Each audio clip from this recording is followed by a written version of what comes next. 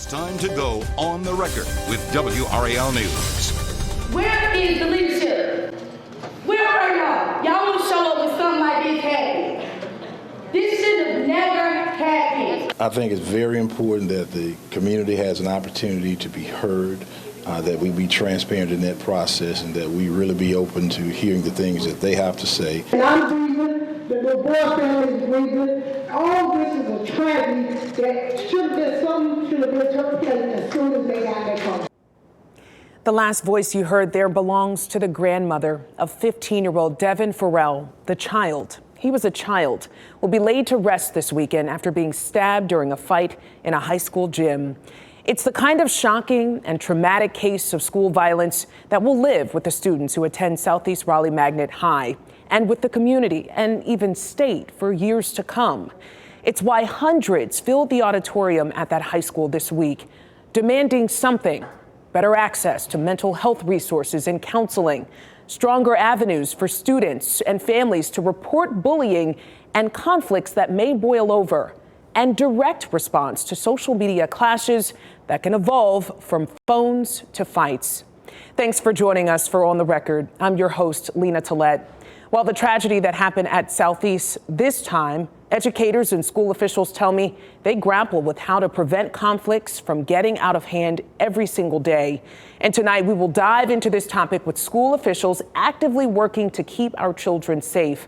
Our panel tonight is a very strong one. From Nash County Schools, Dr. Leondis Farrow Jr., the Assistant Superintendent of Student Support Services and Operations, as well as Christy Grant, Executive Director of Special Education and Student Support Services, also with Nash County Schools. And from Durham Public Schools, Dr. Laverne Maddox Perry, the Senior Executive Director of Student Support Services. We should mention we invited a representative from Wake County Schools to join us, and they were not available. All right, before we get into the nuts and the bolts of safety, I'd like us to just take a moment here to reflect on this tragedy. Seeing this young boy's picture makes me emotional every time. You heard some of the families there. The forum appeared to serve as a bit of a group therapy session as well.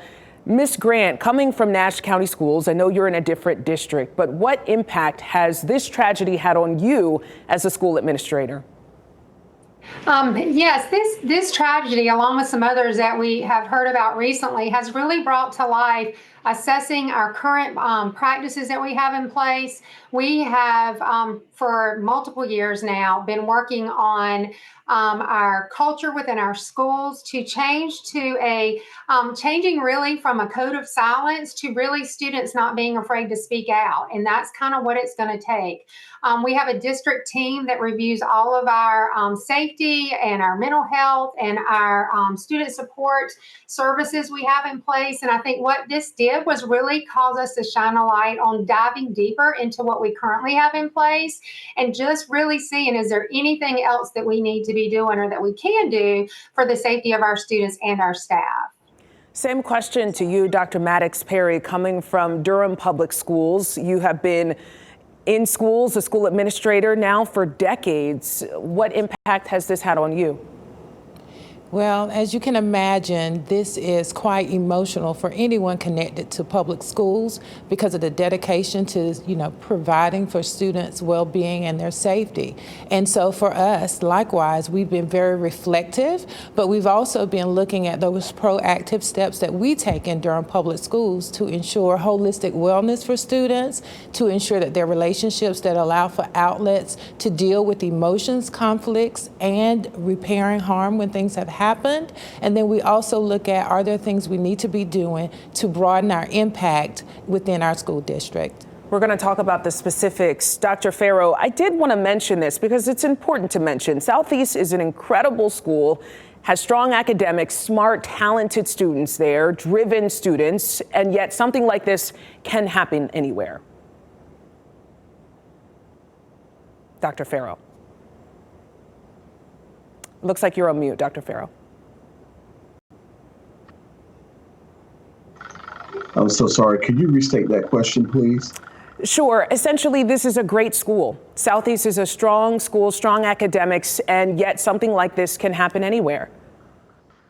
Absolutely, it can. And it brings to light that this is a type of tragedy an event that we are all afraid of getting that call. Those of us who work in public schools and other school settings, because in spite of your best effort and the safety efforts that you put forth, the truth of the matter is that you cannot control situations, circumstances, things that may happen outside of the school setting and then show up within the school. And that's why it's important that you build a coalition between schools and communities within your school communities, within schools, where children are not afraid to speak up, not afraid to say something, not afraid to share information about things that may be going on. When students are having situations or they're within crisis, they know the places or the opportunities that's available for them to seek help. We really feel for Wake County schools and what they have going on, and we pray for the families of the students involved there, because again, it could have happened to anybody in any school setting, and it's just a tragedy. Yeah. I did want to talk about a brand new state law. You talk about a coalition that has to be formed. There's a state law just enacted that creates so-called threat assessment teams in schools statewide. And the goal is essentially to have a dedicated group in every district that closely watches tips and safety concerns in schools. Dr. Maddox Perry, what does that look like in Durham Public Schools? Yes, we're aware of that. Some of that work we were doing proactively in Durham Public Schools, and it's a collaborative effort among professionals in safety and security and other areas of operation and student support services and across all academic services and the resources available to us in Durham Public Schools. It looks like professionals, everyone from nurses to those who work most closely with law enforcement on some issues, but to really get together and have a clear vision of when the threats require immediate response or different supports that we can take to help students who may have been feeling that they've been threatened, or when schools feel that there is a threat to safety overall. And kind of describe the threat. Or what types of threats are we talking about? Are we talking about threats to themselves, threats to other students in terms of violence? What types of threats? So it could be any number of threats. There is a specific suicide threat assessment that professionals use to just assess when we find out students have suicidal ideation. But most importantly, the threat assessment is usually about harm to the school setting, to others, and it really is meant to help us intervene if necessary or provide supports or resources at the ready to ensure safety. All right, coming up, a brand new app is being rolled out in schools across the state. Welcome back. There's a relatively new system in place in many districts in our state to report tips about concerns with students. It was created after the deadly massacre at Sandy Hook Elementary School, where 26 people were killed in Newtown, Connecticut. And the tool meets students and parents where they already are, with their phones, through an app. It's called Say Something. This is what it looks like. So once you download it, you can select a school, then you can pick from more than 30 potential problems you're worried about and submit the information. Nash County Schools rolled out this technology. Durham Public Schools has been using this for years. It's not yet implemented in Wake County Schools, according to district officials. Dr. Farrow, how does this work in terms of the types of tips that you're getting? What do they look like? So we get a variety of tips. That may be something that ranges from a student not feeling comfortable with a situation happening in class, to a situation where a friend of a student has threatened to do harm to themselves, or we also get tips about possible weapons on campus through this app. And it's set up so that you have a school team who monitors or receives tips, as well as a district level team. So for Nash County Public Schools, for us, it helps us in the sense that if someone at the school misses the tip, then it increases our chances of being able to act in a timely manner, because someone at the district team, I think there's 5 of us at the district level who receives these tips, as well as the school teams. And we've been using this since the 2018-19 school year. We actually began using it in November of 2018. And this has been a very useful tool for us in terms of being able to get information to help us in our efforts to try to prevent school violence and other things that may be happening within the school setting. Ms. Grant, can we talk specifics here? Can you give me an example of when this Say Something app was used, where it was effective and you all responded? Absolutely, I'd be happy to. I think one of the main things that sticks out to me is with the use of this app, if we can save the life of one child or one adult, then that's really what matters, right? Like, we get a lot of tips that come in and really have to tier those tips. We've had several tips where, say, we get a report of a friend being concerned about their friend who attends the same high school that they do, and they are telling goodbyes and saying, I'll see you, might not see you tomorrow, and giving away their stuff. And those are all clues that we know that we need to follow up on. We immediately, law enforcement goes straight and does a will check visit, and we are able to monitor all this in the app with exactly through an audit process of what's going on and who's been contacted, providing the address if we need to the Say Something app respondents. And then, so we have had that situation where the parent was unaware what was going on and immediately took the child to the hospital and was able to provide assistance.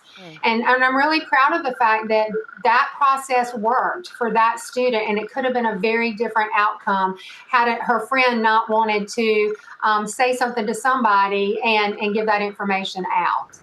That's such a good point. Dr. Maddox-Perry, I think we talk so much about the distraction of phones, and yet I think of having a phone in this situation where you can anonymously report something right at your fingertips allows you to get that direct information to someone who can respond. Talk about how it's worked in Durham Public Schools, because you've said that you've had it for several years. Right. So Durham Public Schools has partnered, as you mentioned, with Sandy Hook Promise in a number of areas, but this Say Something app, the anonymous reporting app, has been really important to us in that I would say the greatest benefit has been that it sometimes puts things on the radar of school administrators and district administrators, and it creates conversation that allows us to perhaps intervene in a situation with students, whether it be something to do with self-harm, whether it be with not feeling safe or feeling harassed, or whether it is I just don't feel that I have anyone to talk to, I need to speak to someone. We've had all kinds of reporting with our SARS app. So we're really attentive to those tips when they come in. There's always a response at the school level and the district level, and we attempt to support schools in supporting those students who felt secure enough and felt that this was a way that they could add to the safety and the overall culture of their schools and our school district by saying something. One of the biggest complaints that we have seen in our reporting, talking to families about what happened at Southeast Raleigh High, but of course of what's happening all across our schools in our area, is parents feel that they're not being heard by administrators. Why will using an app mean that those parents will be heard better? Dr. Maddox-Perry. Well, I think using the app is one step towards building towards two-way communication with the user. It is a way of saying we want to hear what you say. In the hustle and bustle of all the things that can occur in a school or a school district at any given time, here's one way that you can be assured that we will hear your voice. And not only will we hear your voice, you will receive a response. So as parents, students, staff members utilize the app to report things that are of concern, I think it has increased the on-time, real-time communication between school, district, staff, students, and community. Dr. Farrow, is it time? Does it take up a lot of time? I mean, do you have a robust team that's fielding these tips? Who's actually responding to these tips? So in Nash County Public Schools, we have asked that at each school that the principal and assistant principal, either school social worker, school nurse, school counselor, and the SRO be a part of the team. So you have to have at least 4 individuals on your team, but you can have as many as you like. In our schools, I think the numbers range from about 4 to 7 individuals, depending on the number of students in the school. And then again, we have that district level team where there's about 5 members of us at the district level who we receive all of the notifications from the app for all of our schools, our middle and high schools. And so the expectation is that the school level responds.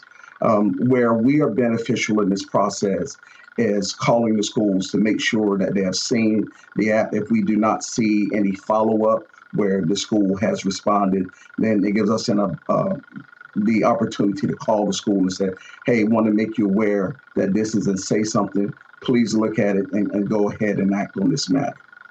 Very interesting. I want to talk about bullying. I'm not sure, Ms. Grant, if a parent feels that their child is being bullied, they should also report that in the Say Something app. But play out a scenario for me. A parent feels that their child is being bullied, potentially violently so. What should they do, and what should Nash schools do in response? Sure. So we do have a pretty in-depth district bullying protocol outlined in our board policies, and also we have a set of procedures that we follow in our district. We have had some come through the Say Something app that we are able to follow up on. We've had some parents and some students actually submit a tip through the Say Something app. And then we've also had parents that make direct calls to the principal. Is that where it starts? And then the principal investigates and then provides the outcome to the parents, and then we have a secondary level. We also monitor all bullying complaints along with our discipline records and our threat assessment so that we can triangulate that data and see, is there something that was missed, right?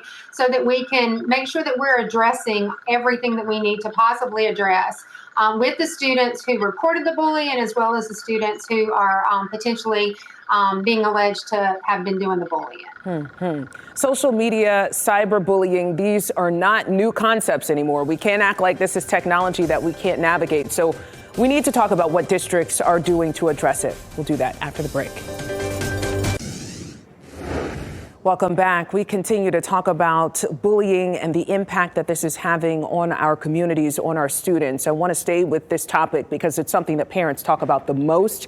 Let's bring in Dr. Farrow. So in our discussion about bullying, one of the things that I was hearing from families is if, say, there was a situation where there was bullying, administrators decided to remove both the students involved who were bullying from the school, and then they went home, and then it just carried over into cyberbullying. It didn't end. How do districts respond to cyberbullying? What are you even able to do when it's not happening in the school, but you know it's happening online?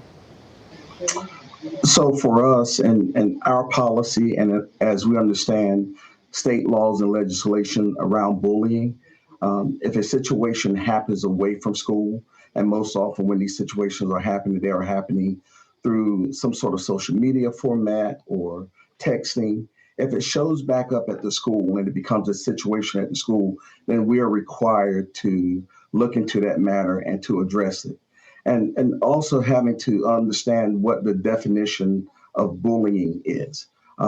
One incident between 2 students does not account for bullying. Bullying has to be something that's sustained over time, unless the incident is pervasive enough in terms of the magnitude of the behavior. Then in some instances, it could be considered bullying. But most often, it has to be something that is sustained over a period of time. So for school officials, part of the complexity within the situation is you have to really investigate the matter, find out who are the parties involved, how long it's been going on, what's been going on, try to find out what part of the information you're receiving is true, which part is not true. And that takes some time to do that. And then having to respond to everyone involved. And we try to make sure that we do so in writing so that we have a full account of this is what we've investigated. This is what we have been able to determine to be true. And we have determined based on our investigation that this is indeed bullying or it's not bullying. But again, as it relates to the cyberbullying piece, if it is happening away from campus and it shows back up at our schools, then we require our school administrators to deal with it. But if it doesn't, then that means that hands off. Dr. Maddox-Perry, I want to ask you this because I know you've been in Chapel Hill, Carrboro City Schools, and you've been in Durham Public Schools. You worked in both districts. Are there differences that you've seen in how bullying plays out in those different districts? Well, I would say both experiences helped me to realize that bullying, as we have come to define it, is a consistent kind of behavior, a way of thinking about how you interact with others that has been consistent, I would say, across both districts. It is something that cannot be overlooked in either district, and both districts have really strong protocols to address those. Ms. Grant, you know, one issue that we're seeing when we see that there is a conflict brewing is that students immediately get their phones out to record it. What impact is that having on the escalation of these incidents? I think that the recording of incidents actually just a significant impact because it just hypes up more students that may not have been involved, and the potential harm to the student who is involved in the incident is not a good situation. And we have addressed that. We are implementing new cell phone policies this year where schools have asked for students not to have their cell phones out. Of course, that still happens. But I do believe that posting that, because once that film and that video takes place, they're either doing it live or they're shooting it all across the social media platforms where the various students are.